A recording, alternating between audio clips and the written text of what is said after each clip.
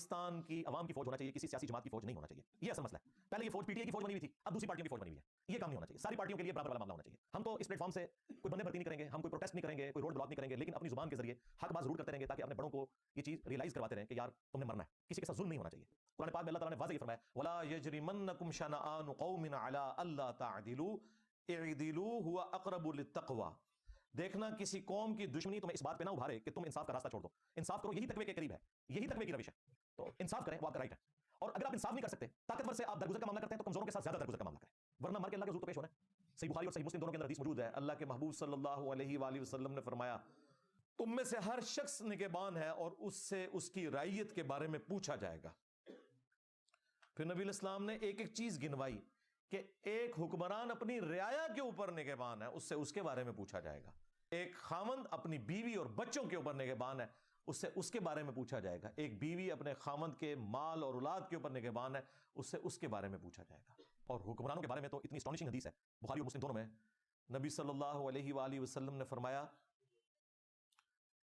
کہ سب سے برا گڈریا اگر کوئی ہو سکتا ہے نا, تو وہ ہے جو حکمران ہو اور انصاف نہ کرے.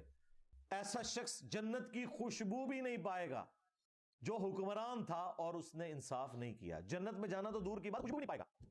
اچھا یہاں پہ لوگوں کو شوق بڑا ہے شیروانی پہننے کا, ہاں جی, اسی طریقے سے وہ گونے پہننے کا جو ججوں نے پہنی ہوتی ہیں, اس طریقے سے یہ فوجیوں کے بیج لگوانے کا, لیکن پتہ نہیں کہ اس کے ساتھ ہمیشہ کی ناکامیاں یا کامیابیاں جڑی ہوئی ہیں. اگر انصاف کیا تو وہ بخاری مسلم حدیث ہے, 7 لوگوں کو اللہ کے عرش کا سایہ نصیب ہوگا قیامت کے دن, جس دن کوئی اور سایہ نہیں ہوگا. ان میں پہلا شخص وہ ہے جو عادل حکمران ہوگا, عدل کرنے والا.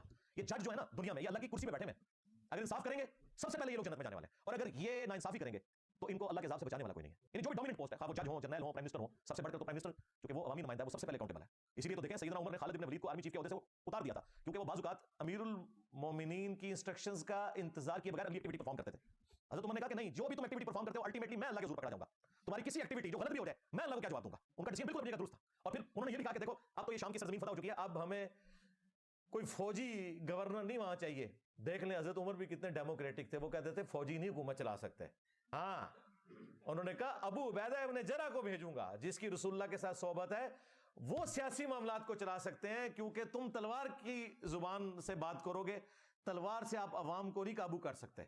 اس کے لیے ڈاکٹرن کی ضرورت ہوتی ہے, سیاسی سمجھ بوجھ کی ضرورت ہوتی ہے. تو لوگوں کو تو پتہ ہی نہیں ہے کہ حضرت عمر نے کوئی جذباتی ڈیسیژن کیا تھا. بالکل صحیح ڈیسیژن کیا تھا, بالکل صحیح ڈیسیژن کیا تھا انہوں نے. حضرت عمر اتنے سمجھدار تھے, انہوں نے پولیس کا محکمہ اعلان کر دیا. انہوں نے کہا جو فوجی بارڈروں پہ کافروں کے خلاف لڑ رہے ہیں نا, وہ پولیس میں بھرتی نہیں ہوں گے, کیونکہ یہ تلوار کی زبان سے بات کرتے ہیں. پولیس میں وہ بندہ ہونا چاہیے جو عوامی آدمی ہو. ویسے اب ہماری پولیس کا بھی ڈنگ کافی حد تک نکل چکا ہے. ہاں میں بتاؤں, ہمارا تو چونکہ اب بڑے عرصے سے انٹریکشن ہے نا, تو میرا تو بڑا اچھا تجربہ رہا ہے اس حوالے سے. کافی حد تک اب پڑھے لکھے نوجوان بچے آ رہے ہیں, اور وہ ان ٹریننگ بھی بڑی اچھی ہو رہی ہے. پہلے بھی ہوتی تھی لیکن وہ اس ماحول میں آگے خراب ہو جاتے تھے, لیکن اب کافی بہتری آ رہی ہے. جب سے ڈاکٹر عثمان صاحب آئے ہیں, انہوں نے تو وہ سارے کا سارا ایک سلسلہ, ایک پڑھا لکھا بندہ آیا ہے, کافی بہتری وہ لے کے آئے, لیکن ابھی بھی بہت بہتری کی ضرورت ہے. لیکن یہ حضرت عمر کا ویژن دیکھیں کہ فوجی کوئی پولیس کی ڈیوٹی نہیں کرے گا, کیونکہ پولیس میں وہ بندہ ہونا چاہیے جو گفتگو کر کے اگلے بندے کو قائل کر سکے, یہ نہیں کہ بات بات پہ اسلحہ نکال لے. تو یہ ہمارے بڑوں کا ایک ویژن تھا. تو ہم ظاہر ہمارے لیے تو رول ماڈل خلفائے راشدین ہی ہے نا, جنہوں نے اتنی بڑی بڑی حکومتیں چلائی ہیں بڑی کامیابی کے ساتھ, اور دنیا سے اس حال میں گئے ہیں کہ انہوں نے اس سسٹم سے کوئی بینیفٹ حاصل نہیں کیا.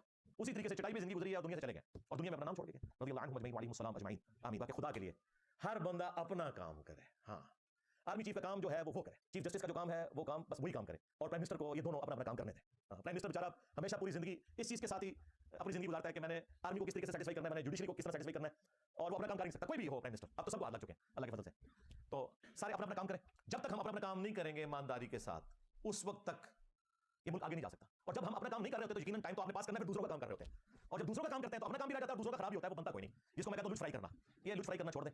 باقی جو ملک کی اکانومی ہے ذرا اتنی آسانی سے تو یہ اب اٹھنے والی نہیں ہے. میں نے تو اپنے بھائی جو ہے فیصل وڈائی صاحب جو دیکھو سنو جانو والا کرتے ہیں چینل, ان سے بھی میں نے ریکویسٹ کی تھی, انہوں نے میری ریکویسٹ کے اوپر ایک پروگرام ریکارڈ کروایا ہے. سلمان شاہ صاحب, سلمان شاہ نام ہے نا ان کا, ہاں سلمان شاہ صاحب جو مشرف دور میں بھی اسی فیلڈ میں رہے وزیر, ان کے ساتھ ایک انہوں نے نا پوڈ کاسٹ کی آلموسٹ 1 گھنٹے کی. اس میں انہوں نے کچھ سولوشن دیا کہ اکانومی کیسے اوپر جائے. میں نے تو سارے صحافیوں کو بھی کہا, ان کو اسپیسیفکلی کہا اوپر لکھا بندہ ہے فیصل وڈائی, میں نے کہا یار رونے تو سارے ہوتے ہیں, آپ بتاؤ نکلنا کیسے ہے, یہ بھی بتاؤ نا. آپ دیکھو سارے فلکون بٹھائے ہوتے ہیں ٹی وی چینلز کے اوپر بھی کہ جی یہ خراب ہو گیا وہ, میں نے کہا نکلیں گے کیسے. تو انہوں نے کچھ سولوشنز دی ہیں, کچھ میں نے بھی سجیسٹ کیے تھے کہ سب سے پہلے تو ہماری سیکیورٹی کی جو صورتحال ہے جب تک یہ بہتر نہیں ہوتی, फॉरेन इन्वेस्टमेंट यहाँ नहीं आ सकती। सीधी सी बात है, जहाँ हम खुद महफूज नहीं है वहाँ बाहर का कोई बंदा इन्वेस्टमेंट कहाँ से करेगा, खा वो टूरिज्म की फॉर्म में हो या कोई यहाँ पे इंडस्ट्री लगाने वाला मामला हो। उसके बाद स्टेबिलिटी भी आनी चाहिए, जो मैं शुरू से कह रहा हूँ कि 2 चार्टर लिखे जाने चाहिए, चार्टर ऑफ डेमोक्रेसी कि कोई किसी की टांग खींच के गवर्नमेंट को नहीं गिराएगा, जिसका 2017 में हुआ और 2022 में हुआ। दूसरा चार्टर ऑफ इकोनॉमी कि गवर्नमेंट बदल भी जाए तब भी जब एक गवर्नमेंट कोई डिसीजन करे इकोनॉमी के पॉइंट ऑफ व्यू से वो चलता रहेगा, वो चेंज नहीं होगा, वो सारी की सारी जमातें बैठ के उसके ऊपर डिसीजन करें और 5 दफा असेंबलियों को एक इंसानों की तरफ पूरा करने दें, फिर इंशाल्लाह ताला कोई मामला स्टेबिलिटी की तरफ जाएंगे।